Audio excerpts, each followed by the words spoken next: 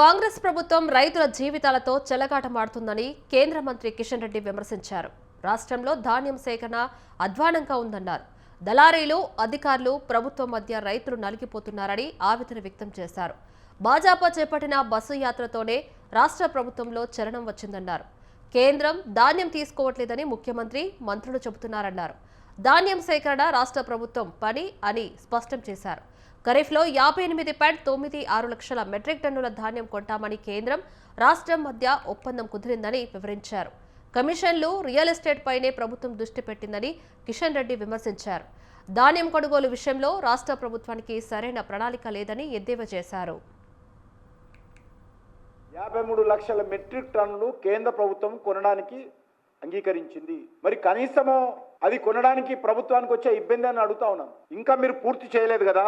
ఈ రోజు లెక్క వరకు కూడా కేంద్ర ప్రభుత్వం అంగీకరించినటువంటి రాష్ట్ర కేంద్ర ప్రభుత్వాల మధ్య జరిగినటువంటి ఒప్పందం మేరకు ఏదైతే ప్రొక్యూర్మెంట్ చేయాలో అదే ఈ రోజు వరకు చేయకుండా కేంద్రాన్ని ఆడుపోసుకోవడం ఏంటి? మీ చేతగానితనము, మీ దద్దమ్మతనము ఈరోజు కేంద్రం మీద రుద్దేటువంటి ప్రయత్నం చేస్తారు. బీఆర్ఎస్ పార్టీ కానీ కాంగ్రెస్ పార్టీ కానీ రైతుల జీవితాలతో చెలగాటమాడుతా ఉన్నారు.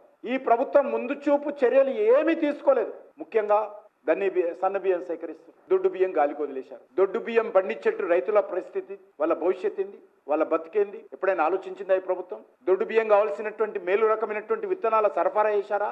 ఏదైతే దొడ్డు బియ్యం ఉత్పత్తి అవుతుందో దానికి ప్రపంచంలో, భారతదేశంలో మార్కెట్ ఉందా? ఈ రోజు మనం పండించేటువంటి దొడ్డు బియ్యం గతంలో తమిళనాడు వాళ్ళు కొనేవాళ్ళు, కేరళ వాళ్ళు కొనేవాళ్ళు, కర్ణాటక వాళ్ళు కొనేవాళ్ళు, బీహార్ వాళ్ళు కొనేవాళ్ళు. ఈరోజు కొనే పరిస్థితి లేదు. వాళ్ళ దగ్గర ఉత్పత్తి అవుతా ఉంది. ఇతర దేశాలకు ఎక్స్పోర్ట్ చేయాలంటే ఆ దొడ్డు బియ్యం సైజు మరి ఉండాల్సినటువంటి అవసరం ఉంటుంది. 6 mm to 6 mm బియ్యం ఉండాలి. అది మన దగ్గర తక్కువ ఉన్నది. దానికి సంబంధించి ఈ రాష్ట్ర ప్రభుత్వం ఏ రకమైనటువంటి చర్యలు తీసుకోలేదు. దానికి కావాల్సినటువంటి విత్తనాలు, ఆ లెంత్ బియ్యం వచ్చే విధంగా కావాల్సిన విత్తనాలు రైతులకు ఇవ్వాలి. ఎక్కడ కూడా ఏ రైతుకు ఆ విషయం చెప్పలేదు ఈ ప్రభుత్వం. అంటే ఆల్మోస్ట్ 53 లక్షల మెట్రిక్ టన్నులు కేంద్ర ప్రభుత్వం కొనడానికి అంగీకరించింది. మరి కనీసము అది కొనడానికి ప్రభుత్వానికి వచ్చే ఇబ్బంది అని అడుగుతా ఉన్నాను. ఇంకా మీరు పూర్తి చేయలేదు కదా. ఈ రోజు లెక్క వరకు కూడా కేంద్ర ప్రభుత్వం అంగీకరించినటువంటి రాష్ట్ర కేంద్ర ప్రభుత్వాల మధ్య జరిగినటువంటి ఒప్పందం మేరకు ఏదైతే ప్రొక్యూర్మెంట్ చేయాలో అదే ఈ రోజు వరకు చేయకుండా కేంద్రాన్ని ఆడుపోసుకోవడం ఏంటి? మీ చేతగానితనము, మీ దద్దమ్మతనము ఈరోజు కేంద్రం మీద రుద్దేటువంటి ప్రయత్నం చేస్తారు. బీఆర్ఎస్ పార్టీ కానీ కాంగ్రెస్ పార్టీ కానీ రైతుల జీవితాలతో చెలగాటమాడుతా ఉన్నారు.